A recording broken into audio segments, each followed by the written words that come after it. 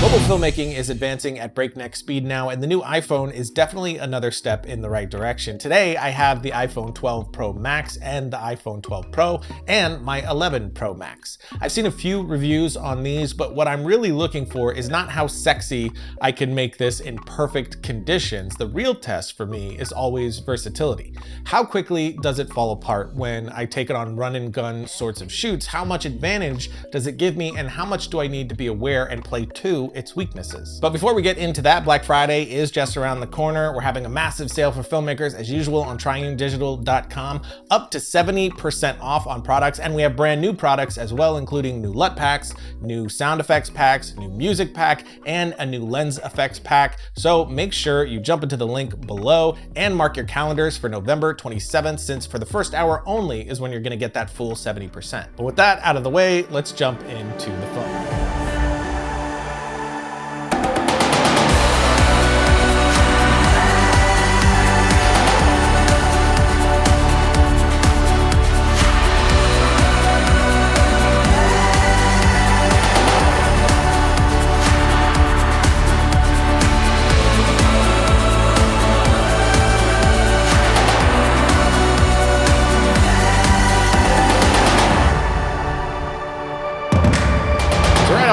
I'm going to answer the question of the title. Yes, it is great for filmmaking, and I'm excited about the updates to this camera. You can tell right on the screen what improvements you're getting from the last version. And of course, this screen is a whole lot better as well.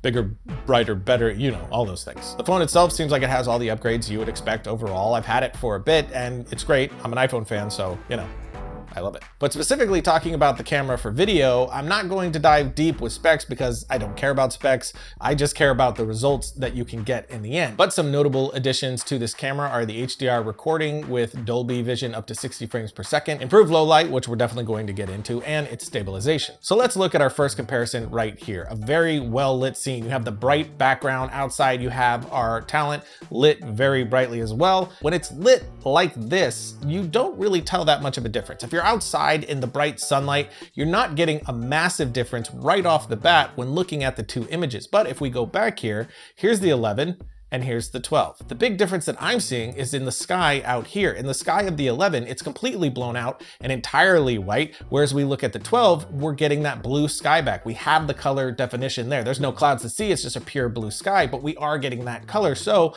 I am seeing that we're having more range to work with here. And to do this shot, I'm actually using a ring light for this setup. That's that ring that you're seeing in her eyes right there. It's this one here, the Tautronics ring light, who are also partners for this episode. And this one is actually built specifically for mobile with a built-in clamp for your phone and a second option for securing your phone as well. The light itself has 3 lighting modes, 10 brightness levels, and 5 color temperatures ranging from 2700 to 6500 Kelvin. And it's really bright too. To pull off this shot at first without any light, you have the outside completely blown out if we're having our actor exposed correctly. So to make this shot work, I need to expose for the background and bring up the foreground, which just shows you how bright this ring light is. But you're also seeing how soft it is. It does a great job at making the skin silky smooth. And between the 12 and 11, I think the skin is looking really good in both of these cameras. You're getting a very nice smooth skin with very nice colors as well. So there, again, when you have all that light hitting your subject, the two phones are pretty similar. But again, even though those two areas are similar, we are getting clues of how much the 12 is improving on the nuance that will make it all better as a whole. And to go back to what I said originally, one of the things I love most about ring lights is that circle reflection in the eyes. You see this sort of thing a lot in music videos and commercials, but the main reason I agreed to partner with Tautronics to show this is its price tag. As of recording this video, it's $89 on Amazon. For the quality of light that you're getting, I'm really surprised at how affordable it is too. It comes with this tripod, and the light itself actually rotates to give you adjustable angles so that you can get different looks from the same setup,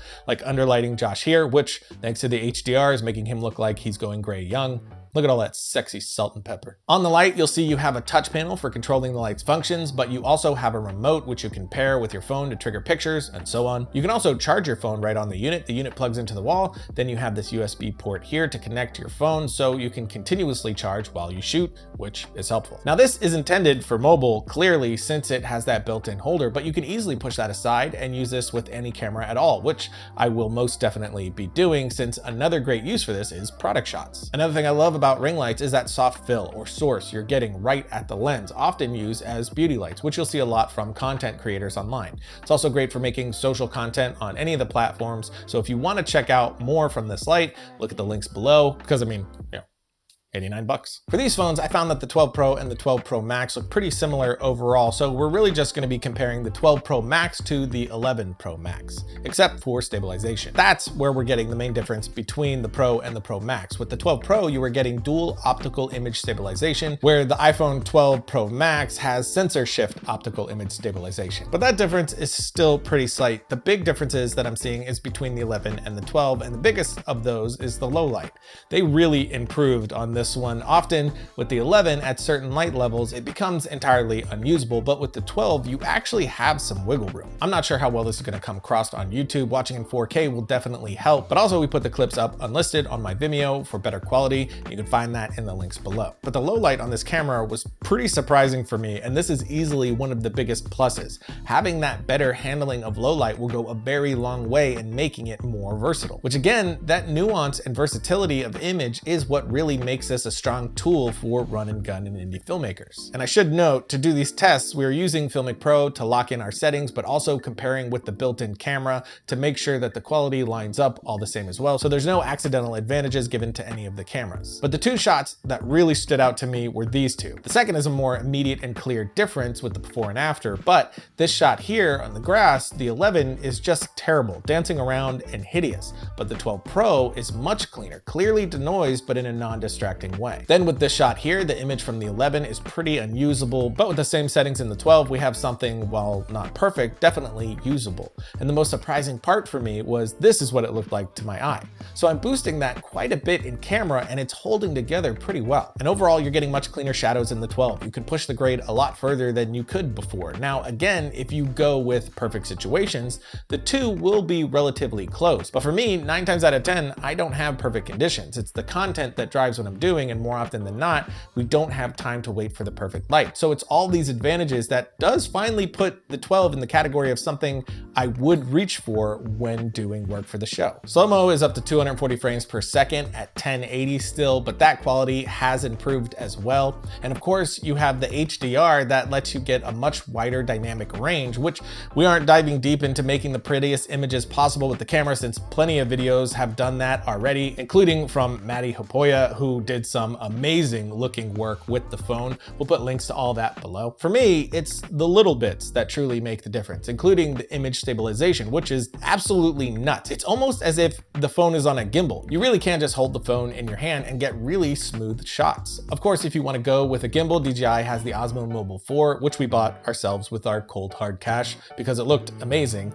I have been loving it, and I mean, with how great the phone stabilization is, you can absolutely get away with not having it, but taking the stabilization off the phone and just going with a gimbal does give you a tighter, cleaner motion, and you have other fun features like tracking the subject or doing controlled push-pulls. The DJI app will lock in to your subject and operate a perfect push-pull for you every time. Specific, but fun. My favorite thing about it, and the main reason I bought it, was because unlike other gimbals, this thing folds right up. You can just shove it in your pocket and go. And once you slap on this bracket, you pop the phone on and off with this magnet. It's really smart and lets you stay very run and gun. If you have to rig out like crazy, it really defeats the purpose of what I love most about mobile filmmaking. I mean, of course, we all have phones, so the fact that we are now able to have this little movie studio in our pocket, which is an excellent way to start telling your stories right now, even if you don't have traditional gear. But I do have gear, so for me, what I like most is the freedom. You don't need all the extra bells and whistles. You can strip down to just this and start making things. I was just talking to my friend Trevor Addy, who is a stunt performer on things like the Flash series and a ton of other things, and he told me that he uses the iPhone to shoot most of their previs for stunts. And the phone has been a go-to for me too for previs, testing out shots and pacing. It's insanely useful to have something this simple to grab and go when you're trying to create. But the coolest thing for me is the quality is now at the level where my previs can be very polished and even final product in some cases. We're definitely going to do more episodes on mobile filmmaking soon. I'm really excited about where we're at and how fast it's growing. I think this avenue democratizes filmmaking in a bigger way than anything else. It's so easy now